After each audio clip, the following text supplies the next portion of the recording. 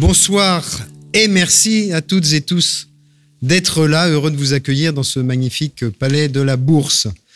Je suis Christian Hélon, le récent directeur de l'école de psychologues praticiens, heureux de vous réunir. Très rapidement, je vais passer la parole au professeur Alain Blanchet, qui est le président de l'école de psychologues praticiens. Et puis ensuite, je reviendrai avec mon collègue lyonnais également, Albert Sicone, pour parler d'anniversaire et de régénération de la psychologie. Ensuite, je passerai la parole pour une table ronde à Anne Plantade, directrice des enseignements et de la vie étudiante à l'école de psychologues praticiens, qui fera intervenir le professeur Nicolas Franck, et Anna-Rita Galliano, une collègue psychologue lyonnaise également, avec qui j'ai eu le plaisir de travailler voici quelques années dans une autre vie professionnelle. Donc nous sommes en pays de connaissances. Voilà, je te cherchais, Anna-Rita. Et puis ensuite, je passerai la parole à Renaud Martelon, qui est là, notre secrétaire général, qui passera lui-même la parole à 3 anciens diplômés, anciens étudiants diplômés, les alumni. Et puis nous écouterons au milieu de tout cela un set de jazz encore, et puis un dernier set avant d'aller boire un verre bien mérité. Je vous souhaite une bonne soirée et je te passe la parole, Alain. Merci à vous.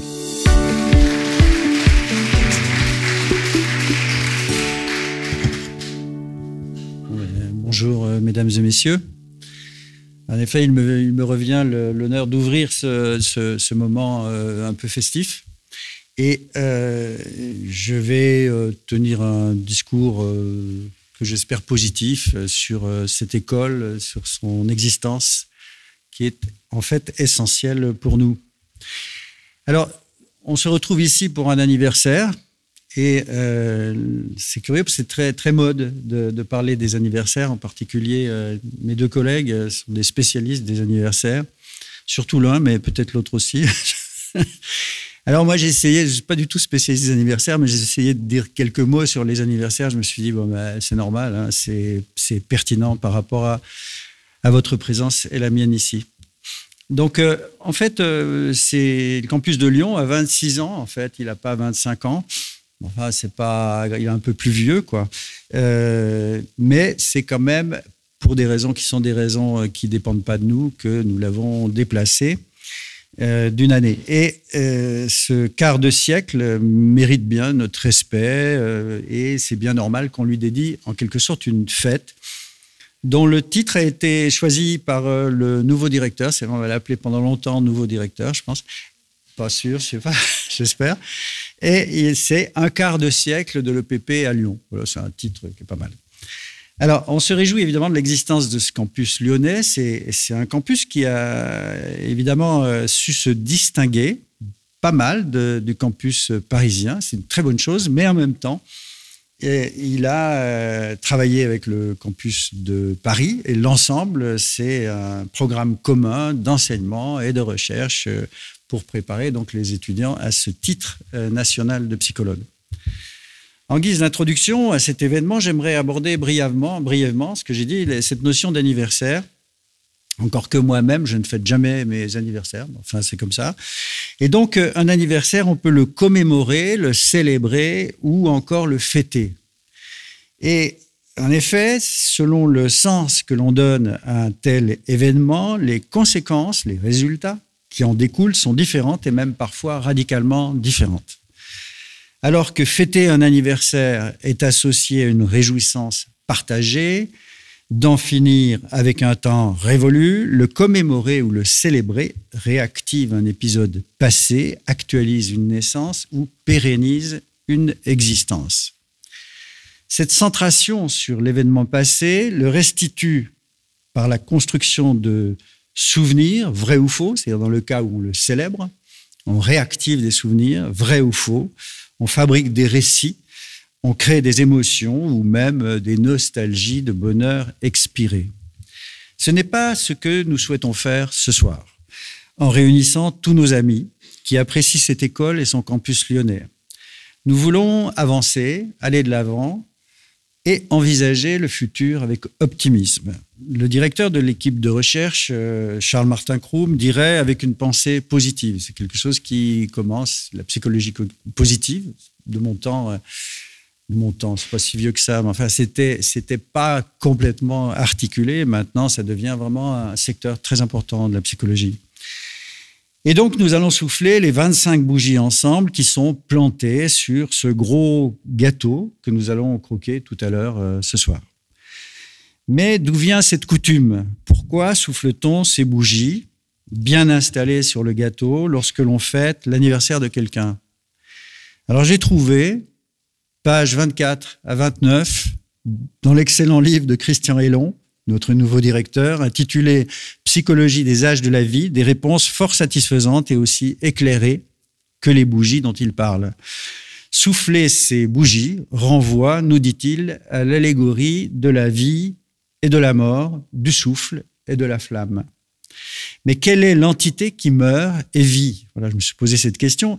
En fait, qu'est-ce que c'est cette entité lorsqu'on éteint la lumière, lorsqu'on souffle les bougies? Eh bien, cette essence, cette entité, n'est rien d'autre que le temps. La fête d'un anniversaire pourrait donc consister à se réjouir du futur qui s'annonce prometteur et fructueux pour longtemps.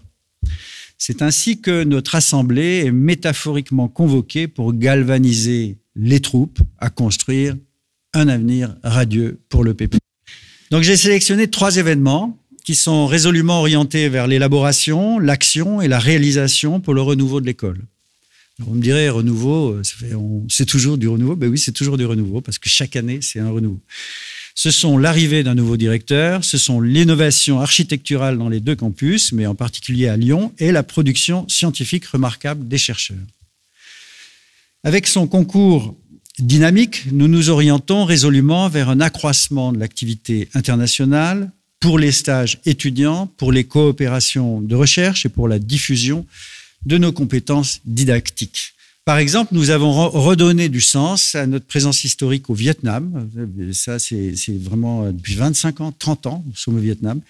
Et maintenant, nous boostons en quelque sorte cette présence en mettant en place des cours de psychologie à l'université, en particulier au CHU Pham Ngoc Tac de Ho Chi Minh Ville, dans 9 domaines différents. Il y a 9 enseignants qui vont aller au Vietnam enseigner aux médecins et aux enseignants de cette université de médecine. Alors donc, ces 3 événements, le premier, en fait, c'est la nomination de Christian Hélon, le nouveau directeur. Alors Christian Hélon, je vais vous le présenter. C'est un professeur qui a dirigé l'Institut de psychologie, sociologie et de sociologie appliquée de l'Université catholique de l'Ouest. Il reste par ailleurs chercheur permanent du Centre de recherche sur le travail et le développement du Conservatoire national des arts et métiers. Et on peut dire que c'est une chance pour l'école, voilà, d'avoir un directeur qui a l'expérience de l'université et en partage l'esprit et la culture. Christian Hélon s'est déjà engagé pour l'obtention de la qualification d'établissement d'enseignement supérieur privé d'intérêt général. C'est quelque chose qui vous concerne un peu moins, mais ça s'appelle ESPIG, mais c'est très important pour l'école parce que ça permet à l'école une reconnaissance supplémentaire de l'État et également de tous. C'est un label d'État qui est donné par le ministère de l'Enseignement supérieur et de la Recherche. Par ailleurs, il est porteur de plusieurs projets essentiels pour l'école, dont celui de proposer une 6e année aux étudiants diplômés, n'ayez pas peur, hein, ayant un emploi, donc ça ne change rien, pour obtenir la certification européenne en psychologie Europsy, qui soutient la mobilité transfrontalière des psychologues européens. Deuxièmement, la rénovation architecturale du campus de Lyon. Les travaux, dont une partie est déjà réalisée, ont été menés sous la responsabilité du secrétaire général Renaud Martelon. Il constitue une rénovation majeure, comprenant la mise aux normes et la création de surface. Alors, si je dis ça, vous vous dites peut-être que mais il faut aller visiter. Puisque vous êtes là, c'est que je pense que vous allez certainement avoir plus envie ou d'aller visiter ces travaux qui ne sont pas quand même terminés. En fait, l'accès, on a d'abord mis l'accès aux normes de l'établissement recevant, d'un établissement recevant du public, ça s'appelle des normes ERP. Il faut que les escaliers soient suffisamment larges, il faut que les ascenseurs soient aux normes, etc. également pour les personnes handicapées. Bref, tout ça, et ça a nécessité la création d'une mezzanine de 104 mètres carrés qui est très très jolie, qui est faite par des architectes lyonnais qu'il a choisi. Alors, en même temps, il y a une refonte de l'existence et on a créé 2 nouvelles salles de 100 places chacune et on a ménagé un nouvel espace pour le bureau des étudiants. Ça compte beaucoup, les étudiants, dans une petite université comme la nôtre, de 34 mètres carrés. Par ailleurs, l'entrée de l'école sera déplacée, agrandie, etc. Et de plus, le directeur des systèmes d'information, Laurent Pierre, qui est ici, a réalisé une modernisation technique notable de tous les outils. C'est très, très bien fait. On n'a pas ça dans les universités. Moi, mon premier travail, c'est professeur des universités d'État. Et franchement, ce n'est pas du tout aussi chic, finalement, que ça va devenir chez nous, maintenant, EPP, à Lyon et à Paris. Et on le remercie. Troisièmement, on a une équipe de recherche. Alors ça, c'est nouveau. Ça fait 4 ans qu'on a une équipe de recherche. Il n'y avait pas d'équipe de recherche à l'EPP. C'était donc finalement une sorte de lieu. Vous savez, ça fait 35 ans moi, que j'ai enseigné à l'EPP. 35 ans, je connais l'EPP depuis très longtemps. J'étais très ami avec les différents directeurs. Et j'ai toujours été surpris, effectivement, qu'il n'y ait pas d'enseignants-chercheurs, alors que dans l'université française, il y a des enseignants-chercheurs partout. Il y avait beaucoup, beaucoup de praticiens, et parfaits, formidables, des gens qui ont une expérience, qui la transmettent, qui savent la transmettre. Mais enfin, il y a un principe quand même, c'est que l'enseignement universitaire et supérieur doit être, comme on dit, adossé à de la recherche. C'est-à-dire qu'il y ait au sein des différents enseignements, un lien très fort pour actualiser les domaines qui sont évoqués par les enseignants, les professeurs. Et c'est très important, ceci. Alors, nous avons créé une équipe de recherche qui s'appelle Vulnérabilité, Capacité et Rétablissement. Voilà. C'est bien de la psychologie, sans aucun doute, qui touche à la fois la clinique et qui touche également les RH. La recherche, donc, c'est une activité essentielle. Et depuis 2018, cette équipe a été créée sous la direction, avec notre appui évidemment, et sous la direction du professeur Charles Martin Krum, médaillé d'or du ministère de la Jeunesse, des Sports et de l'Engagement associatif, récipiendaire du Philo Award 2021 de l'Association internationale de psychologie positive. Vous voyez, je vous en parlais de cette psychologie positive. Et en fait, depuis 4 ans, on va dire que cette équipe a pris un régime de croisière de haute intensité. Alors, haute intensité, ça veut dire non seulement que ça va vite, mais ça va loin et également, ça choisit des cibles qui sont très intéressantes. En tout cas, aujourd'hui, 12 enseignants-chercheurs, donc des titulaires qui ont les mêmes statuts et les mêmes nombres d'heures et les mêmes diplômes que des professeurs d'université ou des maîtres de conférences dans l'État. Donc 12 enseignants-chercheurs, dont l'un, j'ai déjà dit, est membre d'une équipe d'accueil d'État, l'autre aussi, en Lorraine, est membre d'une équipe d'accueil, c'est-à-dire d'un laboratoire de l'Université de Lorraine, comme titulaire. Et en 4 ans, l'équipe des 12 enseignants-chercheurs, alors qu'ils ont été recrutés d'une manière progressive, a publié 10 ouvrages, 73 articles dans des revues internationales à comité de lecture, des revues scientifiques, pas des bulletins paroissiaux, pas du tout. Et ces revues, parmi ces revues, 19 ont été publiées dans des revues internationales prestigieuses, à facteur d'impact très élevé. Alors, on ajoute 55 chapitres d'ouvrages, bon, ça compte pas tellement, 109 communications, ça compte moins. Mais également, cette équipe encadre ou co-encadre 17 doctorants, voilà, 17 doctorants, dont plusieurs sont financés par des contrats CIFRE. Alors ça aussi, c'est intéressant. Ces contrats CIFRE, je vous explique très rapidement ce que c'est. C'est des conventions industrielles de formation par la recherche. Et ça permet à l'entreprise qui embauche ce CIFRE-là de bénéficier d'une aide financière très importante de l'État. Je crois que c'est de l'ordre de 50%, je ne sais pas maintenant, mais il y a une dizaine d'années, c'était 50% des financements sont produits par l'État. Et puis, il y a aussi des soutiens financiers à Lyon. Par exemple, le projet Cap Droit, c'est un projet qui est cofinancé par la Fondation de France.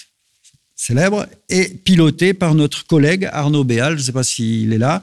En tout cas, il permet de fédérer les ressources de l'équipe autour de l'étude de l'accès aux droits de personnes vulnérables. Voilà. C'est des secteurs qui sont des secteurs très, très productifs et très intéressants. Bref, toutes ces données, ces nouvelles responsabilités, ces rénovations esthétiques et architecturales augurent bien d'un renouveau effectif de notre école, qui prend ainsi sa place dans les meilleures formations européennes de psychologues praticiens qui exerceront dans les organisations, dans la clinique ou dans la recherche. La discordance, c'est toujours quelque chose de dit en permanence, tellement c'est pour moi très très important. La discordance entre les connaissances issues de l'expérience clinique, par exemple. C'est des connaissances qui sont très importantes. Hein. On appelle ça des savoir-faire pour faire vite. Et celle issue de la recherche en psychologie a été soulignée, pertinemment d'ailleurs, comme un obstacle par de nombreux universitaires et professionnels. C'est-à-dire comme s'il n'y avait jamais vraiment de relation possible entre ces deux secteurs.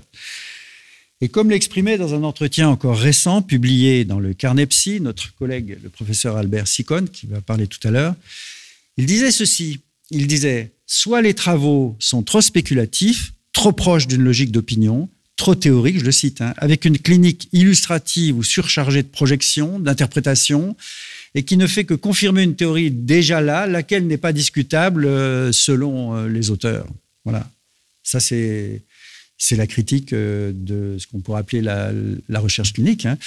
Et de bien d'autres. En psychosocial, on trouve aussi des recherches qui sont comme ça, des recherches qui sont finalement uniquement fondées sur des interviews sans plus, quoi. Soit les recherches cliniques sont séduites, dit-il, par les méthodes expérimentales et quantitatives et ne résistent pas aux pressions pour s'aligner derrière les modèles dominants de la recherche et de la science. Et j'ajoute, avec les aspects réducteurs qui caractérisent cette pratique mimétique dans notre discipline.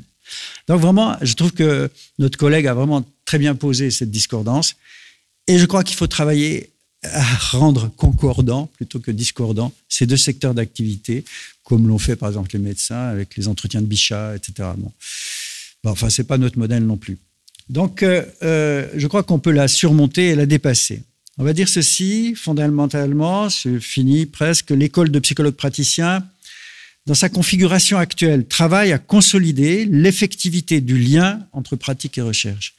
Renommée pour sa formation de praticien et de psychologie, elle le sera toujours, mais cette école mène aujourd'hui des recherches qui concernent, les 12 anciens chercheurs, qui concernent beaucoup de questions auxquelles les praticiens sont confrontés.